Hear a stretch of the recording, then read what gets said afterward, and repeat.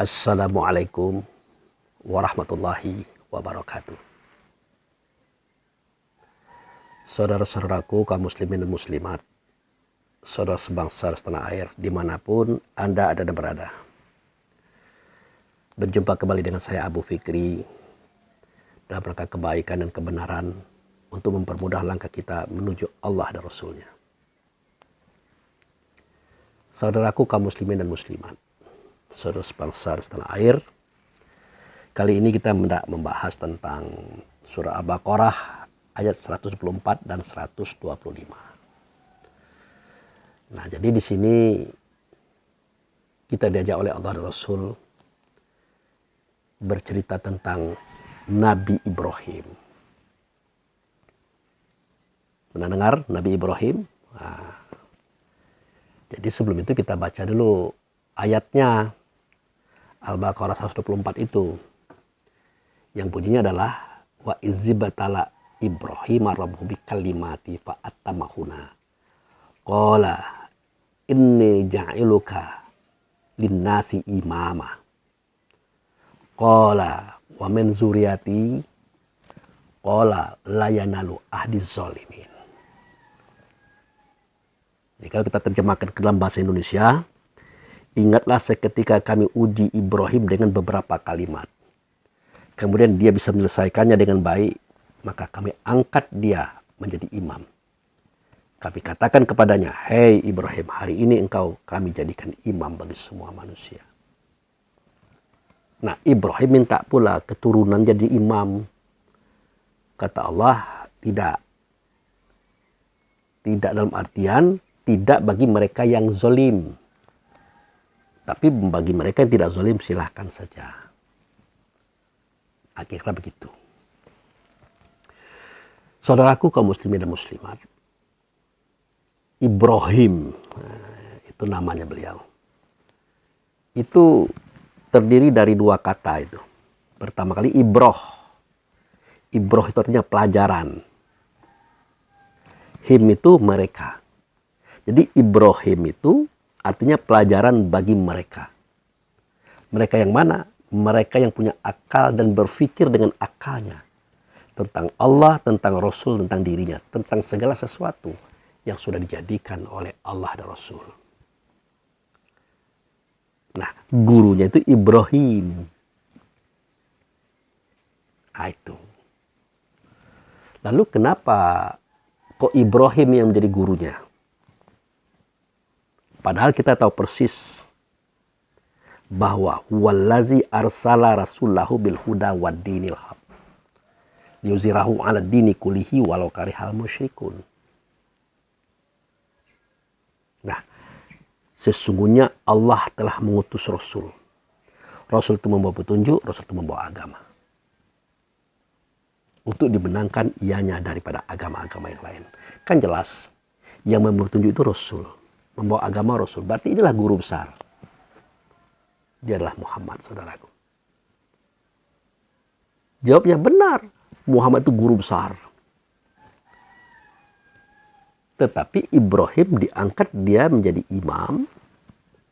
Ya, menjadi ibroh, menjadi guru. Bukan guru besar. Tetapi sebagai percontohan dari guru besar untuk kaum yang berpikir. Makanya dia bernama Ibrahim. Pelajaran bagi mereka yang berakal dan berpikir dengan akalnya tentang Allah Rasul dan tentang diri serta alam semesta. Itu. Jadi Ibrahim memang guru, tapi dia adalah yang mengajarkan, yang menjabarkan tentang pelajaran sang guru besar, yaitu Muhammad. Gitu. Nah, ini kan kita lihat dari kisah awalnya itu. Apa sih yang diujikan oleh Allah dan Rasul kepada Ibrahim? Yang dia katakan beberapa kalimat. Kalau beberapa itu minimal 2. Nah, yang pertama yang diajarkan adalah tentang era 1. Era 1 itu artinya di masa yang pertama. Yaitu la ilaha illallah. Diajarkan dia. Dikatakan bahwa tidak ada zat, tidak ada sifat, tidak ada nama, tidak ada perbuatan kecuali Allah lah dia.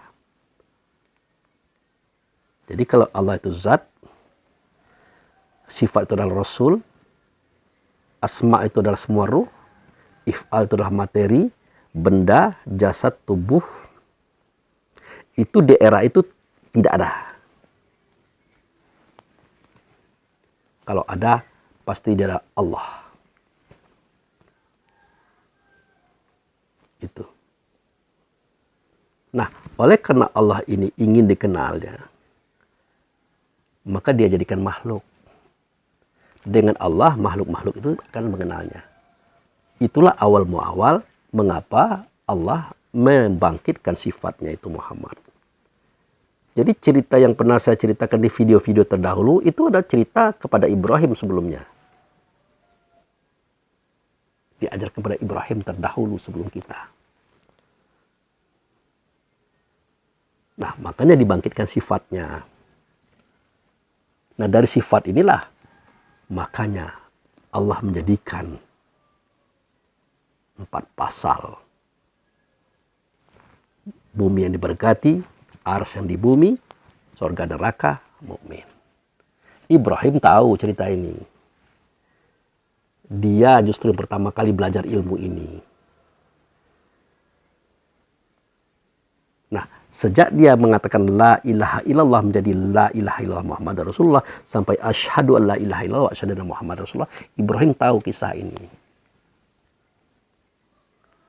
Sampai kepada wa alama Adam asma'a kullaha. Strategi bagaimana supaya makhluk-makhluk ini damai dan tentram, Ibrahim tahu ilmunya. Itu. Nah, namun meskipun sedemikian, tetaplah Allah dan Rasul mempertanyakannya. Sejauh mana kemapanan daripada Ibrahim tentang ilmu itu. Nah, ini yang dimaksud dengan wa izzibatala Ibrahim rabbu bi kalimati fa'atamahuna. Ketika kami uji Ibrahim tentang beberapa kalimah yang pernah diajarkan kepadanya. Dan dia bisa menjelaskan semuanya dengan baik. Maka dikatakan kepadanya, waja'iluka imam malin nasi. Sejak saat ini Ibrahim engkau dijadikan imam bagi semua manusia. Manusia itu ada fisik, ada bagiannya itu adalah ruh. Nah, engkaulah imam. Engkaulah ikutan. Karena engkau mencontohkan kepada apa yang Allah dan Rasul ajarkan kepada kaum ini nantinya. Nah, kalau kita kenal ada agama Allah, agama Rasul, yaitu Islam, nanti akan dikatakan oleh Allah Rasul agama Ibrahim. Cek Al-Quran itu. Ad-dinul Ibrahimah. Pendirian Ibrahimah. Karena dia imam tadi. Nah, di dalam Baitullah itu, seketika syahadah itu diangkat oleh semua mukmin atau Nur Muhammad atau ruh. Ya Ibrahim itu di depan sebagai imam dan mukmin atau nur atau ruh ini di belakang. Nah, ini yang dikisahkan dalam Al-Quran surat Ali Imran ayat 96-97 itu. Apa kata Allah? Inna awala baiti wudi alinasi lalasi bibaka. Sesungguhnya rumah yang pertama kali aku yang membangunnya, aku yang membentuknya, aku menjadikannya, itulah rumah yang ada di negeri Bakah, kata Allah. Nah, diberkati rumah itu. Petunjuk bagi alam semesta rumah itu. Di dalamnya, nah itu dia. Terdapat ayat-ayat. Nah, ayat-ayat ini kan sudah saya jelaskan dulu bahwa ayat-ayat adalah menunjukkan kepada roh Nur Muhammad atau mukmin tadi. Di antara ayat-ayat itu, nah, ingat, di antara ayat itu ada maqam Ibrahim, tempat tegak Ibrahim. Nah, siapakah Ibrahim ini sebenarnya? Siapa? Kita. Atau ayat-ayat tadi. Dijelaskan oleh Allah dan Rasul. Bahwa dia adalah imam. Inni ja'uluka imam malinas. Aku hendak menjadikan engkau imam bagi semua manusia. Bukan manusia, bagian daripada manusia itu ruh. Makanya dia di depan, kita di belakang. Dia imam, kita makmum. Lalu siapakah yang dihadapi Ibrahim? Siapa yang kita hadapi pada momen itu? Ya kiblat lah. Kiblat itu artinya hadapan. Siapa kiblat? Siapa hadapan? Itulah yang disaksikan Ibrahim. Tidak ada zat, tidak ada sifat, tidak ada nama, tidak ada perbuatan, melainkan Allah lah dianya. Tetapi Allah tidak nyata, maka nyata pada sifatnya. Namanya Muhammad. Muhammad inilah serta Allah, dengan Allah wujud serta Allah. Nah, itulah yang dihadapi, itulah kiblat, itulah wasilah bagi Ibrahim dan kita semua kepada Allah. Itulah dia. Nah, makanya seketika Muhammad berkata, alastu bi rabbikum. Adakah tidak aku ini dengan Tuhan kamu? Maka Ibrahim dan kita semua mengatakan, bala syahidna. Benar engkau dengan Tuhan kami. Lalu siapakah engkau dengan Tuhan tadi? Sering saya sampaikan. Dengarkan suara syahadatnya. Dengarkan suara persaksiannya. Ternyata bunyinya adalah asyhadu an la ilaha illallah wa asyhadu anna Muhammad Rasulullah. Aku bersaksi tidak ada zat, tidak ada sifat, tidak ada nama, tidak ada perbuatan kecuali Allah lah dianya.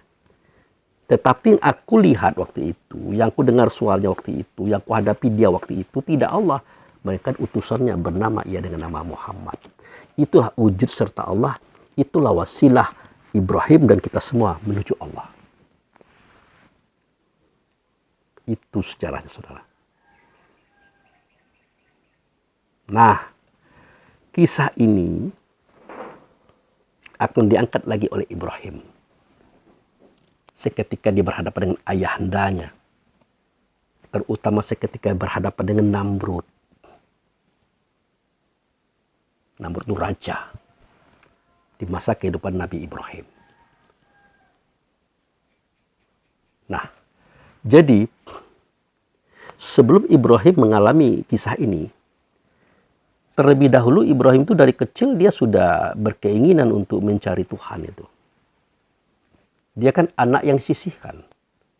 Namrud juga kan bermimpi kalau kerajaannya itu kan dibakar oleh seorang laki-laki. Berdasarkan ahli nujum mengatakan bahwa kerajaan Tuhan ini akan dihancurkan oleh seorang laki-laki. Maka Namrud mengadakan hukum, aturan. Semua anak-anak laki-laki yang muncul, yang lahir, bunuh. Nah, dibunuhlah setiap anak laki-laki yang lahir. Sedangkan emak Nabi Ibrahim ini, nah persis kayak Nabi Musa kisahnya ini.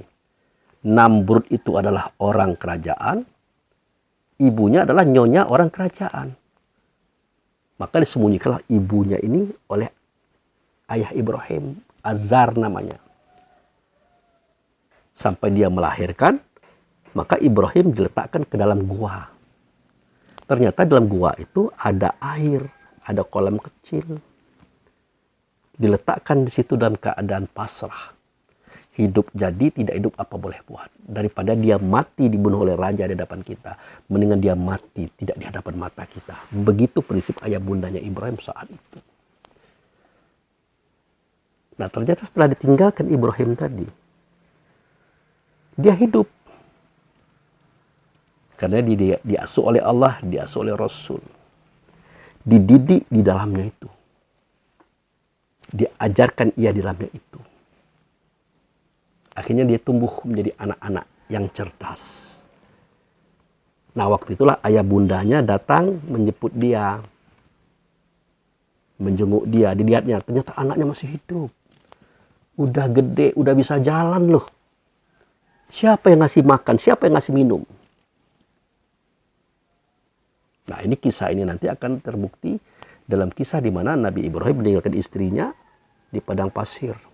Tidak ada makanan, tidak ada minuman. Tapi akhirnya ada makanan, ada minuman. Di tempat itu munculnya. Jadi kejadian ini Allah jadikan untuk kita sebagai ibroh. Tidak ujuk-ujuk. Ibrahim pun sudah pernah mengalami. Hidup di suatu tempat yang tidak ada orang. Tidak ada minuman, tidak ada makanan. Tapi dia bisa makan, bisa minum di situ. Dan bisa hidup. Kenapa? Karena tubuhnya memang di dalam gua, tapi batinnya tidak dalam gua. Batinnya ada di sisi Allah dan Rasul. Falyabudur rabb hadzal bait allazi at'amahum min ju' wa amanahum min khauf. Di zaman Ibrahim itu sudah terjadi, saudara. Kau sembah Tuhan di rumah ini. Ibrahim berada di rumah itu pada hakikat, saudara. Di situ dia makan dan minum seketika dia lapar. Di situ dia aman seketika dia takut dan ditakut-takuti oleh Namrud. Ini yang tidak diketahui oleh ayah bundanya. Itu. Nah, akhirnya peraturan membunuh bayi itu tetap berjalan. Tapi Ibrahim sudah mulai besar, udah bisa jalan. Dibawalah dia ke rumah. Nah, di rumah itu dia terus memperhatikan langit dan bumi, memperhatikan semuanya. Ya. Nah, di sini kita lihat. Ya, kalau orang tua kita mengatakan para aulia anbiya itu ingatannya tidak pernah terpupus daripada Allah dan Rasul. Artinya tidak pernah lupa. Tapi prosesi kehidupan tetap berjalan. Walaupun ingatannya kuat, ingatannya sangat kokoh, tapi prosesi kehidupan tetap berjalan. Buktinya kenapa? Karena seketika dia melihat matahari, dia pelajari matahari itu alangkah hebatnya, terang benderang, panas. Tetapi matahari memberikan jasa yang banyak pada alam semesta. Membunuh bakteri yang terbang-terbang, yang akan menggerogoti tubuh itu. Itu matahari itu membunuhnya. Dengan ultravioletnya. Dia memasukkan energi matahari itu ke dalam tubuh kita. Seketika disinarinya. Belum lagi fotosintesis alam semesta daripada pohon-pohonan macam-macam itu. Pokoknya matahari memberikan kebaikan yang luar biasa. Nah, waktu itu sempat Ibrahim mengatakan matahari itu Tuhan. Gitu. Nah, di sini kalau seandainya memang Nabi dan Rasul itu ingatannya kuat, maka Ibrahim tidak akan mengatakan matahari itu Tuhan. Pasti dia ingat. Hanya saja ingatannya beda dengan orang-orang biasa. Itu. Nah, kemudian muncul bulan purnama. Dia pelajari lagi bulan. Kenapa laut itu naik seketika ada bulan purnama? Oh, ternyata bulan ini menjaga keseimbangan gravitasi bumi. Sehingga makhluk yang ada di atasnya seperti manusia, hewan macam-macam itu tidak melambung-lambung dia. Ini diatur oleh Allah dan Rasul melalui adanya bulan. Makanya bulan itu disebut dengan satelit bumi. Yang mengatur gravitasi bumi. Oh, ini Tuhan juga, kata Ibrahim. Nah, kemudian Ibrahim itu tahu persis. Karena masyarakatnya itu adalah nomaden, berpindah-pindah. Jika dia berjalan ke suatu negeri, pasti malam hari. Ya, kalau tengah hari tidak mungkin panas. Panasnya terik. Tidak kuat mereka. Maka dicarilah jalan itu adalah malam hari. Nah, satu-satunya penunjuk jalan menuju tujuan yang diharapkan hanya bintang. Akurat. Akurasinya sangat kuat. 100%. Akurat. Maka Ibrahim katakan itu adalah bintang. Ternyata dia adalah Tuhan juga. Jadi Ibrahim itu kan ganti-gantian. Dikatakan matahari bintang. Dikatakan matahari Tuhan. Besok bulan Tuhan. Bintang Tuhan. Tidak begitu. Komplit dia itu. Matahari, bulan, bintang ada Tuhan. Sesuatu yang memberikan manfaat kepada hidup. Menunjukkan, mengajarkan, mengarahkan kita kepada kesejahteraan. Akhirnya dia berkata, aku tidak akan bertuhan kepada yang tenggelam. Aku ingin bertuhan kepada yang menjadikan langit dan bumi, yang menjadikan matahari, bulan dan bintang. Barulah dia mencari ke dalam dirinya. Man arafa nafsahu faqad arafa rabbahu. Siapa kenal dirinya, pasti dia kenal siapa Tuhannya. Disitulah baru terbuka segala sesuatu rahasia tentang Allah dan Rasul. Yang mengembalikan ingatannya kepada masa-masa yang sudah-sudah. Seketika dia diangkat jadi imam, saudaraku. Begitu. Nah, sejak saat itulah dia mulai melihat kerja ayahnya. Ayah ini kan pejabat ini. Pejabat keagamaan. yang mengurus masalah sembahan kerajaan dan kaum. Jadi yang membuat patung di kuilnya Raja Namrud waktu itu ayah beliau. Menata mereka, itu ayah beliau. Nah, bagi mereka yang hidupnya susah, miskin, macam-macam, itu ayah beliau membuat patung dari kayu yang dijual di pasar-pasar. Ibrahim ikut mengerjakan, Ibrahim pun ikut menjualnya, tapi artinya ngejumel. Kapan? Seketika dia seketika dia mulai sadar, apa ini patung ayahandaku? Ya patung. Kenapa mereka itu sujud, ruku kepada patung?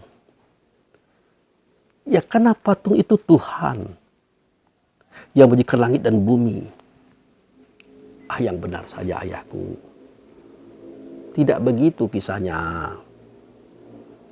Yang menjadikan langit dan bumi itu adalah Allah. Tidak nyata Allah, melainkan nyata ia pada sifatnya, namanya Muhammad. Maka semua persoalan Allah, persoalan zat ini ada di sifatnya, itulah Muhammad. Aku tahu cerita itu. Dari mana engkau tahu? Bagaimana engkau bisa mengerti, menceritakan kisah ini? Sedangkan engkau baru lahir kemarin, aku pula yang melahirkanmu. Ibumu yang melahirkanmu. Kok bisa begitu ceritanya? Akhirnya Ibrahim ceritakan kisah lama. Yang dia sudah teringat kembali. Sampai dia bertuhan kepada matahari, bulan, dan bintang. Dan dia memaklumi kalau mereka itu bertuhan kepada patung tadi, memaklumi. Tetapi dia menjelaskan bukan begitu caranya. Akhirnya dihadapkanlah dia kepada Raja Namrud. Berdiskusi tentang Tuhan. Nah, ternyata Raja Namrud ini cepat menangkap. Kenapa? Raja Namrud, sudah itu Raja Fir'aun, itu bukan orang tidak kenal Tuhan, saudara. Dia dengan Allah itu sangat dekat. Dengan Rasul itu sangat dekat dan sangat paham. Maka dia ingin menjadi wakil Allah, wakil Rasul di alam semesta ini. Tapi Allah dan Rasul tidak suka dengan dia. Kenapa? Karena bukan dia yang ditunjuk, bukan dia yang dipilih. Apalagi perangainya menunjukkan hewani, setani, dan macam-macam itu. Tidak cocok. Maka dia memaksakan diri menyatakan dialah Tuhan. Juga begitu Fir'aun, dialah Tuhan. Kalian harus menyembah kepada aku. Artinya kalian harus menjadikan aku wasilah kepada Allah. Kepada Sang Pencipta alam. Ya rakyat siap. Akhirnya dia jadi sembahan rakyat. Ya, Namrud dan Fir'aun tadi jadi sembahan rakyat.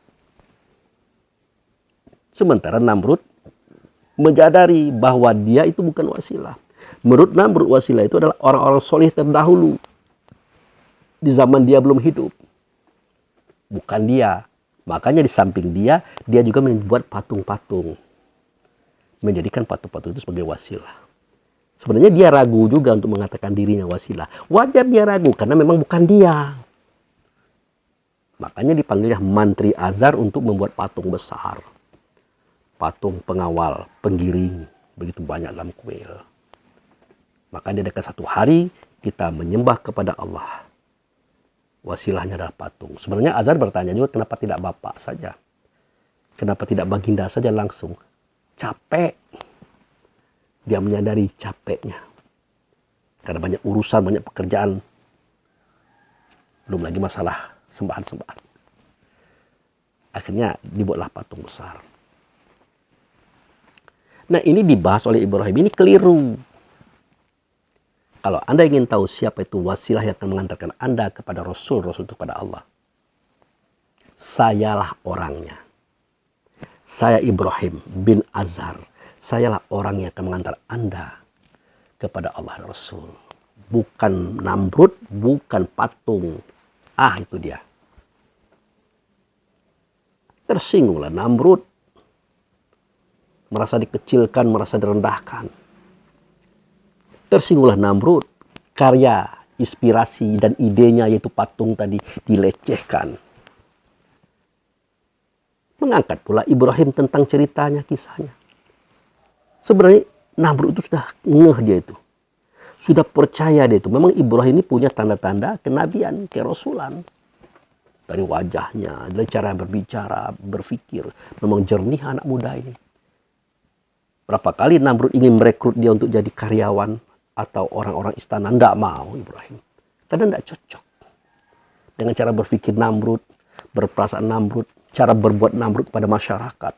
Tidak cocok, tidak mau dia. Kecuali bapaknya mau. Karena bapaknya di bidang keagamaan itu buat patung-patung tadi. Nah, singkat cerita, karena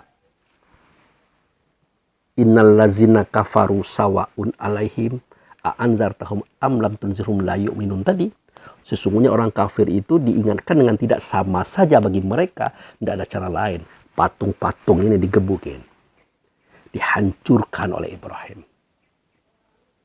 Nah, dia sisakan satu patung besar. Dia letakkan kampaknya di patung itu. Nah, seketika Namrud pulang berburu dengan pasukan-pasukan elitnya, dia lihat kuilnya sudah berantakan. Patung-patungnya sudah hancur semua. Langsung dia berpikir, pasti Ibrahim. Dipanggil Ibrahim, ditangkap, dibawa ke istana, ditanya. Apa dia bilang? Bukan saya menghancurkan. Tetapi patung yang besar itu. Tuh, lihat tuh kampak di tangannya. Marah Namrud, merasa dimain-mainkan oleh anak ini. Pemuda ini. Celaka engkau Ibrahim. Tidak mungkinlah patung itu bisa menghancurkan patung-patung lain. Patung itu adalah batu. Patung itu adalah emas, patung itu adalah perunggu, patung itu adalah besi, dan macam-macam. Dia tidak bisa bergerak. Itu pun bapakmu yang buat. Pasti ada yang menghancurkan. Yang bisa bersuara, berkata, bergerak, melakukan perbuatan. Ini kamu loh orangnya. Dari awal kamu membantah patung-patung itu adalah wasilah kepada Tuhan. Kami tahu, kami tidak mungkin menyembah patung. Tapi kami menyembah Tuhan, pencipta langit dan bumi. Tapi wasilahnya patung-patung itu. Berkata Ibrahim, kenapa tidak Anda saja? Kan Anda sudah mengangkat diri sebagai wasilah. Tapi Namrudnya diam. Kenapa? Dia ragu. Dan dia yakin bahwa dirinya bukan wasilah. Makanya dia bikin patung. Nah, singkat cerita. Ya, kata Namrud, oke, kalau begitu. Engkau kujatuhkan hukuman mati. Engkau akan kubakar hidup-hidup di tengah masyarakat. Nah, kenapa Namrud melakukan itu? Karena Namrud melihat masyarakat itu sudah pro kepada Ibrahim. Raja Namrud ini kejam, sadis, bengis, angkuh, sombong. Bahkan ibunya aja dia nikahi sebagai istri. Ibrahim muntah melihat ini. Marah dia. Nah, jadi persoalan seperti inilah yang akan menjadi pikiran Namrud. Kalau ada Rasul, Nabi, pasti jadi lawannya mereka. Kenapa? Akan merusak program hawa nafsu dunia setan. Proyek sosial dan kemasyarakatan yang mereka buat. Berdasarkan kezoliman-kezoliman. Pasti Rasul lawannya ini. Maka Ibrahim harus disingkirkan. Disingkirkan. Makanya Ibrahim dibakar, saudaraku. Tapi bisakah Ibrahim dibakar selama 3 hari 3 malam? Bisa. Matikah dia? Tidak. Kenapa? Ibrahim sakti? Tidak. Hanya Allah dan Rasul berkata, hai api, dinginlah engkau terhadap Ibrahim. Maka api tadi, di dalamnya ada ruh. Namanya ruh idafi, dia hidup. Dia menangkap informasi Allah dan Rasul tadi. Dia dingin.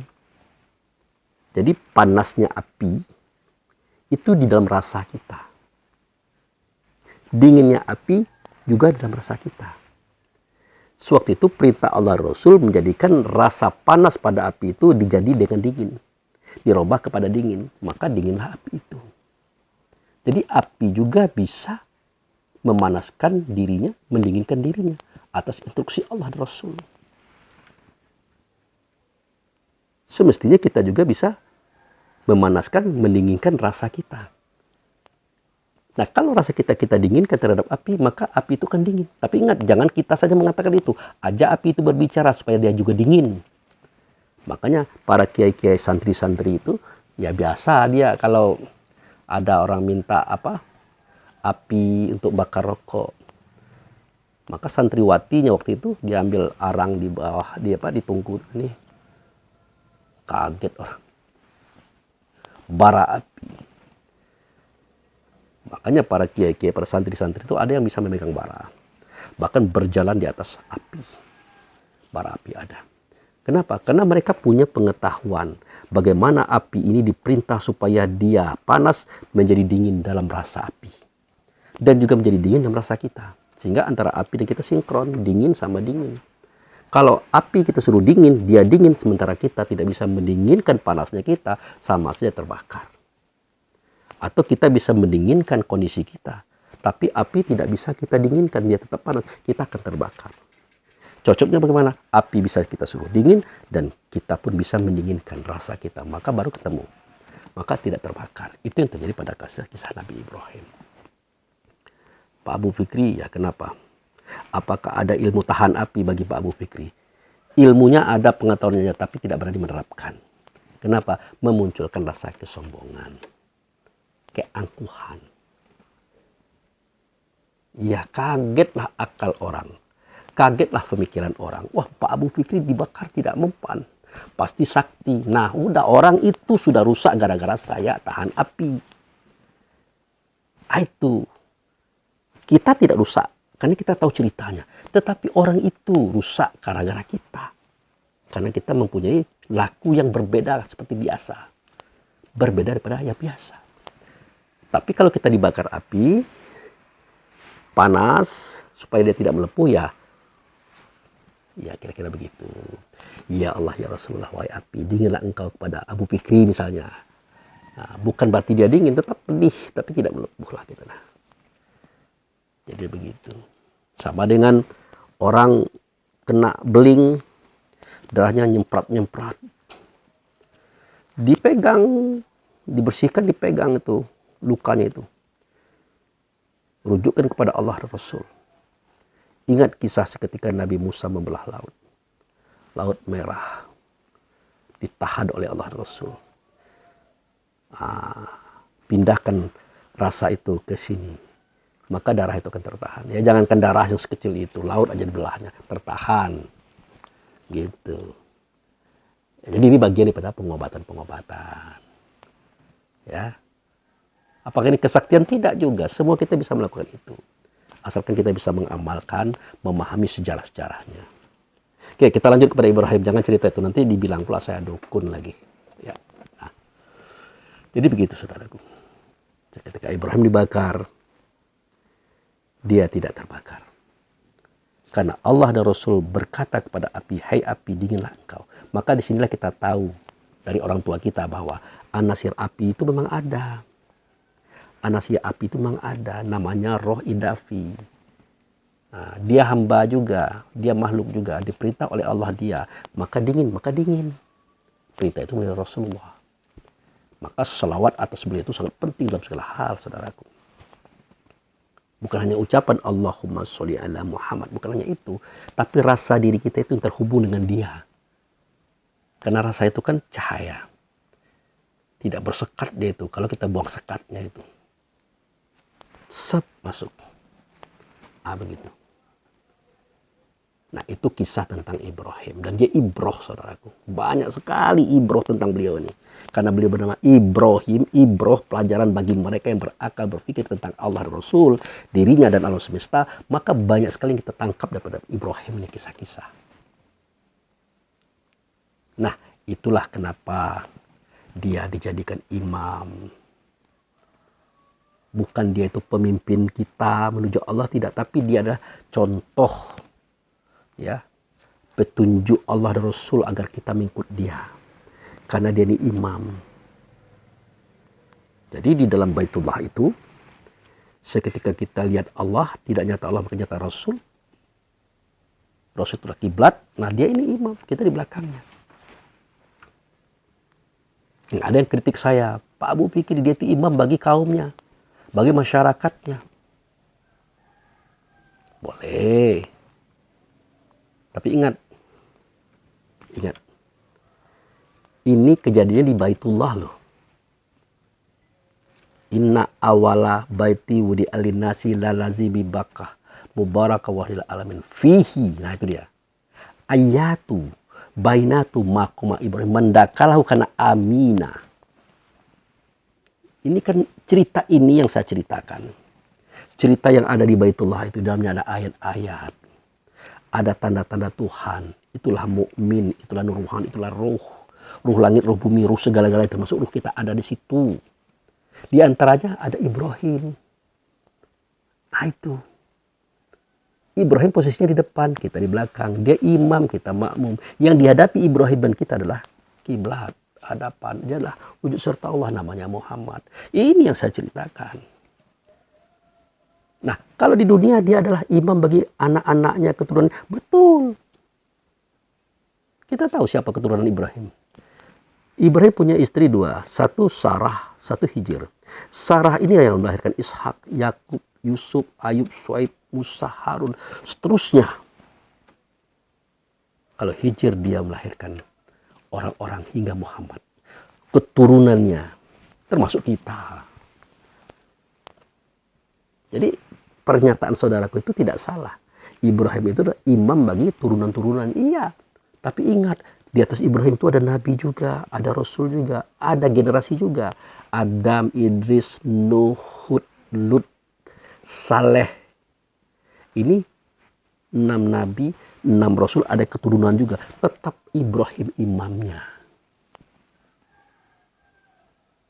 Ibrahim imamnya. Allah menyebut Islam itu agamanya. Rasul menyebut Islam itu agamanya. Allah Rasul mengatakan Islam itu agamanya. Tetapi di akhir kisah, agamanya Allah Rasul ini yang namanya Islam disebut oleh Allah Rasul adalah agamanya Ibrahim.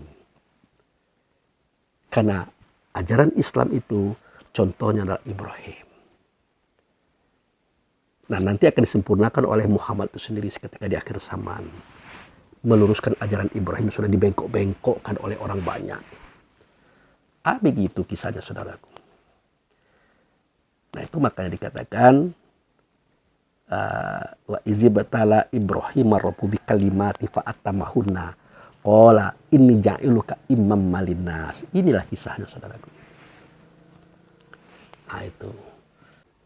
Nah seketika Allah berkata inni ja'iluka imam malinas, ya Ibrahim juga berkehendak wa min zuriati, tolong juga turunanku jadi imam. Artinya setelah dia tidak ada yang menggantikannya, Ishak atau Ismail dan seterusnya. Ya kata Allah itu sudah pasti. Tetapi bagi mereka yang zalim itu tidak bisa jadi imam. Tidak bisa jadi pemimpin, mengajak orang, kaum, umat kepada Allah. Tidak bisa. Nah ini pelajaran juga bagi kita. Siapakah orang yang zalim ini? Siapa orang yang zalim ini? Maka dikatakan oleh Allah dan Rasul dalam kisah yang sudah pernah kita ceritakan itu, sekitar Nabi Muhammad mengatakan zalikal kitabu la raiba fihi hudal lil muttaqin. Sedemikian itu kitab tidak ada keraguan padanya. Kan ditanya oleh sahabat, ya Rasulullah mahwal kitab? Dijawab oleh beliau Quran. Ditanya oleh sahabat, mahwal Quran? Dijawab oleh beliau, bal huwa ayatu bainatu fi sudur allazina utul ilmi wa may yaj'adu bi ayatina ila zalimun. Sesungguhnya kitab itu adalah Quran, Quran itu adalah ayat dalam dada kamu, namanya ilmu. Tidak ada yang mengingkari ilmu ini kecuali orang zalim. Siapa orang zalim? Itulah tubuh badan jasad, di dalamnya ada jiwa. Dalam jiwa itu adalah 4 anasir. Angin, air, tanah, api. Rehan, rahmani, jasmani, idafi. Pantang kelintasan, pantang kelelahan, pantang kurang, pantang kalah. Selama manusia itu menganut paham hawa nafsu dan setan, tidak bisa jadi imam karena dia zolim, kata Allah kepada Ibrahim. Maka Ibrahim pesan kepada Ishak dan Ismail agar mendidik keturunan itu jangan sampai menjadi orang zolim. Aku adalah imam, kalian juga adalah imam. Minta kepada mereka juga jadi imam, pemimpin kaum dan umat menuju Allah. Nah, imam di sini mulai dari pemimpin negara, kementerian, ya apa saja, termasuk pemimpin sholat juga, termasuk pemimpin keluarga juga. Harus orang yang tidak zolim, artinya orang yang tidak menganut paham hawa nafsu dunia setan. Makanya kaji ini perlu dan penting supaya mereka bisa jadi pemimpin. Jadi pemimpin itu banyak tuh, mulai daripada pemimpin negara, pemimpin daerah, pemimpin masyarakat, pemimpin keluarga, terakhir memimpin dirinya sendiri. Gitu. Jadi kata Allah, ya boleh saja, tetapi tidak untuk yang mereka yang zalim. Waja'iluka imaman linnas, qala wa min zuriyati, qala layanu ahdi zalimin. Jelas kalimat itu. Nah, ini harus dipahami oleh kita yang menjadi imam sebagai negara, imam sebagai masyarakat, imam di dalam masjid, imam dalam rumah tangga, imam bagi diri sendiri. Kalau dia zalim, jangan diangkat menjadi imam. Artinya dia memiliki dan menganut paham hawa nafsu syaitan. Sifatnya pantang kelintasan. Tidak bisa melihat orang lebih hebat, kaya, berhasil. Dia iri dengki. Jangan dijadikan imam.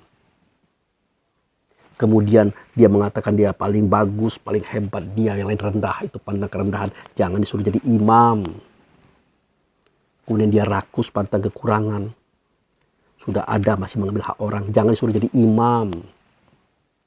Sudah itu pantang tersinggung, tidak mau kalah pula. Ya bagaimana seorang imam, seorang pemimpin pantang tersinggung? Dia keliru, dia salah, diingatkan marah. Ribut, tidak mau kalah. Jangan disuruh jadi imam. Ini Allah dan Rasul mengingatkan dari dulu. Sejak zaman Nabi Ibrahim sampai hari ini. Diingatkan itu, saudaraku. Itu maksudnya. Oke? Nah, kita masuk pada ayat berikutnya. Apa bunyi ayat berikutnya itu? Kita baca ya. Mulai pada wa izibtala Ibrahim rabbuki bikalimati fa atamahuna qala inni ja'iluka imaman linnas qala wa min zuriyati qala la yanu adzalimin wa izja'ana baita masabata linnas wa amna wa takhizu mimma qama Ibrahimus shalah. Nah itu. Dan ingatlah seketika aku membuat rumah tempat bolak-baliknya manusia. Jadi Allah nyuruh kita ingat oleh Rasul. Berarti kita tahu cerita itu. Kita tahu kisah itu. Nah, rumah yang dijadikan oleh Allah itulah Baitullah di negeri Makkah. Syariatnya itulah Mekah. Tempat bolak-baliknya manusia ke situ. Di dalam sholat. Dan ini sudah kita ceritakan di video-video sudah. Bahkan fatakhizu mimma qama Ibrahimus shalah. Kenapa harus makom Ibrahim? Kenapa harus Ibrahim? Ceritanya sudah kita ceritakan tadi. Gitu. Ya gampang saja. Kenapa harus Ibrahim? Tidak nabi-nabi lain. Intinya adalah hidup ini adalah kodrat dan iradatnya Allah. Kodrat artinya kuasa, iradat artinya kehendak. Itu. Makanya hamba Allah yang menjadi imam ini diberi nama oleh beliau Ibrahim. Pelajaran bagi mereka. Mereka yang mana? Mereka yang berakal fikir, yang mau memikirkan Allah siapa, Rasul siapa, diri siapa, alam semesta ini apa. Itu saudaraku. Makanya makom Ibrahim terus Ibrahim, bukan makom Sulaiman, Daud dan macam-macam, tidak. Nah itu. Nah, yang akan saya sampaikan di sini bukan itu lagi ceritanya, karena itu sudah sering kita sampaikan. Wa ahidna illa Ibrahim wa Ismail antohiru baiti litaifina wa akifina wa rukaati sujud. Aku amanahkan, aku instruksikan kepada Ibrahim dan Ismail, bersihkan rumahku bagi mereka yang tawaf, i'tikaf, ruku dan sujud. Bersihkan rumahku. Nah, jadi rumah Allah itu artinya Baitullah, buatannya dia itu di negeri Makkah ada satu. Ya. Di Timur Tengah, di tengah kota Makkah namanya Ka'bah sebagai tanda Baitullah ada satu. Di depan rumah kita ada satu Ada berapa masjid tuh? Udah 3. Dalam rumah kita ada 1. Udah 4. Baitullah hakikat, Ka'bah, masjid, serta dalam rumah kita. Sudah 4 masjid. Sudah 4 rumah. Dan jangan sampai kita melupakan rumah Allah yang ada pada diri kita. Yang disuruh oleh Allah Ibrahim dan Ismail membersihkannya. Sampaikan amanah ini pada kaum. Makanya dulu pernah saya ditanya oleh teman, Pak Abu Fikri, benarkah di dalam diri kita itu ada rumah Allah atau Baitullah? Saya jawab benar. Saya jawab benar, walaupun dia menanyakan ini sampai 3 kali, saudara. Pertama kali dia tanya, saya diam saja. Ditanya lagi, saya diam saja. Akhirnya ketiga kali dia agak marah. Pak Abu, saya ini bertanya loh, tolong jawab. Maka saya katakan, ada. Nah, ada. Wa ahidna ila Ibrahim wa Ismail antohiru baiti. Aku perintahkan kepada Ibrahim dan Ismail untuk membersihkan rumahku. Di ta'ifina wa akifina wa rakaati sujud. Rumahku bagi mereka yang tawaf. Bagi mereka yang itikaf. Bagi mereka yang ruku. Bagi mereka yang sujud. Pertanyaannya, bisakah orang itu tawaf tanpa ruh? Jawabnya tidak bisa. Bisakah orang itu itikaf tanpa ruh walaupun duduk doang? Tidak bisa. Bisakah orang itu ruku tanpa ruh? Tidak bisa. Bisakah orang itu sujud tanpa ruh? Tidak bisa. Artinya yang tawaf, yang itikaf, yang ruku, sujud itu adalah ruh. Mana rumah ruh pada tubuh kita? Itulah hati. Abdi fi qalbi mu'min. Nah, bersihkan itu. Campakkan yang kotor-kotor di dalamnya. Buang. Itu perintah Allah kepada Ibrahim dan Ismail. Kepada kita juga. Yang disampaikan oleh Rasulullah. Ada pada kita Quran, saudara. Bersihkan.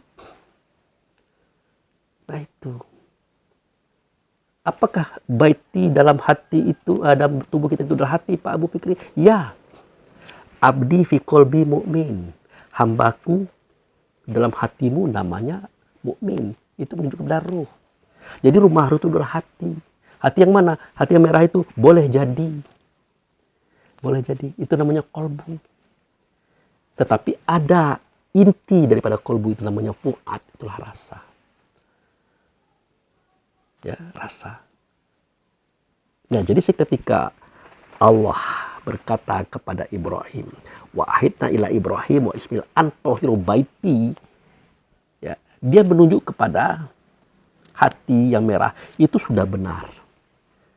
Tapi dia akan lebih menunjuk lagi kepada fu'ad, rasa. Jadi bersihkanlah rasanya orang-orang yang tawaf, itikaf, rukuk, sujud itu. Bersihkan rasa itu daripada sifat pantang kelintasan. Bersihkan. Ya, jangan iri dengki melihat orang berhasil, sukses. Orang kaya, orang pintar, orang cerdas, orang berani berbuat untuk kebaikan. Jangan iri hati. Itu mengotori fuad, rasa diri. Otomatis mengotori hati, atau mengotori badan. Otomatis mengotori suara kata dan perbuatan kita di alam semesta. Nah, itu. Bersihkan pula pada sifat pantang kerendahan. Bersihkan. Tidak usahlah mau tinggi sendiri, hebat sendiri, besar sendiri. Sudahlah. Untuk apa? Kita ini sudah dipuji oleh Allah dan Rasul. Sudah diagungkannya di atas alam semesta. Apalagi? Allah zat yang maha agung. Rasul itu agung. Memuji kita loh. Ingatlah kisah ketika kita sedang ruku. Apa yang kita ucapkan? Subhana rabbil azimi wa bihamdi. Subhana rabbil azimi wa bihamdi. Subhana rabbil azimi wa bihamdi. Artinya, sucilah engkau ya Allah. Nah, besarlah engkau ya Allah. Terpujilah engkau ya Allah. Ditanya oleh Allah dan Rasul. Siapa yang kau pujikan itu Abu Fikri? Ya engkau ya Allah. Engkau ya Rasulullah. Wah, tidak begitu kata Allah Rasul. Tidak mungkin engkau yang kotor itu nak membersihkan Allah dan Rasul. Tidak mungkin engkau yang kerdil itu nak membesarkan Allah dan Rasul. Tidak mungkin engkau yang tidak pernah melihat Allah dan Rasul memujinya. Tidak mungkin. Yang benar itu adalah seketika engkau ruku itu Abu Fikri, akulah yang membersihkan tubuhmu, hatimu, rasamu. Sehingga dia tidak kotor lagi waktu engkau sujud itu. Akulah yang membesarkan mentalmu seketika engkau ruku. Aku dan akulah yang memujimu seketika engkau ruku. Sehingga tidak satupun penduduk langit dan bumi yang tidak kenal siapa kamu. Karena aku dan Rasulku yang memuji kamu di situ. Tidak perlu kita pantang kerendahan lagi saudaraku. Sudahlah. Tidak usah. Sebagai temperatur ukuran adalah seketika orang banyak iri kepada kita. Banyak dengki kepada kita. Bukan karena kita salah.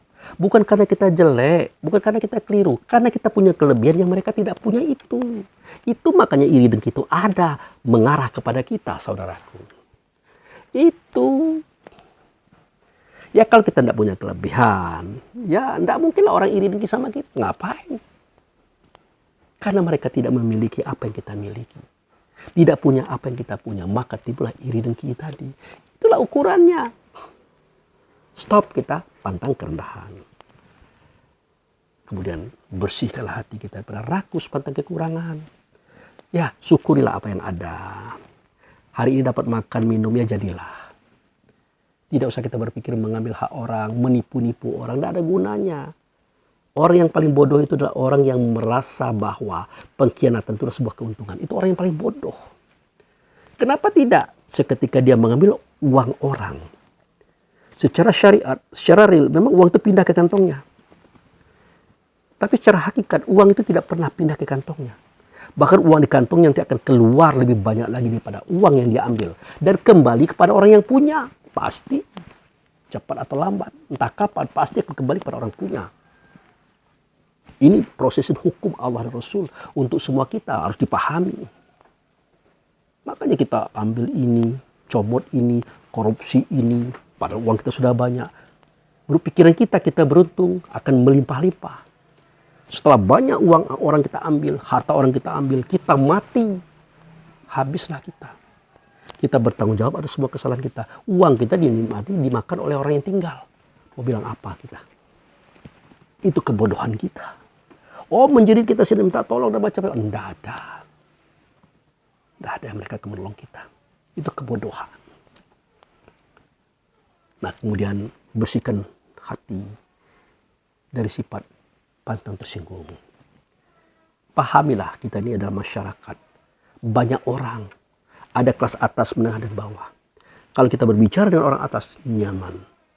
Satu gelombang progresi aman. Tapi dengan orang di bawah kita hati-hati.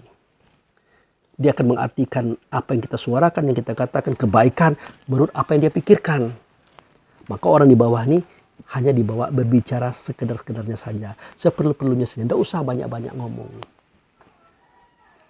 Jadi kita bikin video ini. Ini yang heboh ini siapa? Biasanya orang yang standarnya di bawah. Kalau yang standarnya pas, enggak. Di atas, enggak. Yang di bawah. Tapi kita enggak peduli. Memang begitulah adanya. Nah, begitu saudaraku. Jadi, perintah Allah kepada Ibrahim dan Ismail membersihkan rumahku bagi orang yang tawaf, i'tikaf, ruku, sujud, duduk, artinya bersihkan hatimu. Yaitu hati yang merah. Benar? Jawabnya benar. Tapi akan lebih benar lagi, yang di dalam hati itu fuad, rasa. Rasa itu dibersihkan. Ternyata rasa itulah diri kita sebenarnya. Jangan dikotori. Itulah makanya kalau ingin bertemu Allah dan Rasul dalam sholat, kita kan berwudu. Kita cuci telapak tangan, hidung, mulut, macam-macam itu. Kita kira itu yang dibersihkan. Sebenarnya tidak. Itu adalah simbol. Itu adalah amsal. Itu adalah kode. Bahwa itulah yang kita bersihkan. Ya, di dalam hati itu. Yang punya tangan, yang punya mulut, yang punya hidung. Itu yang dibersihkan. Oke saudaraku. Jadi masalah Baitullah itu ya ada di sono. Ya, tandanya adalah Baitullah yang ada di Mekah, Ka'bah. Di depan rumah kita ada masjid. Di rumah kita juga ada masjid tempat sujud namanya. Tetapi cerita ini mengarah kepada rumahku yang ada di dalam tubuhmu. Itu hati. Ternyata bukan hati, tapi rasa. Ternyata diri kita itu yang dibersihkan. Sesungguhnya Allah itu bersih, tidak akan menerima kecuali orang bersih pula.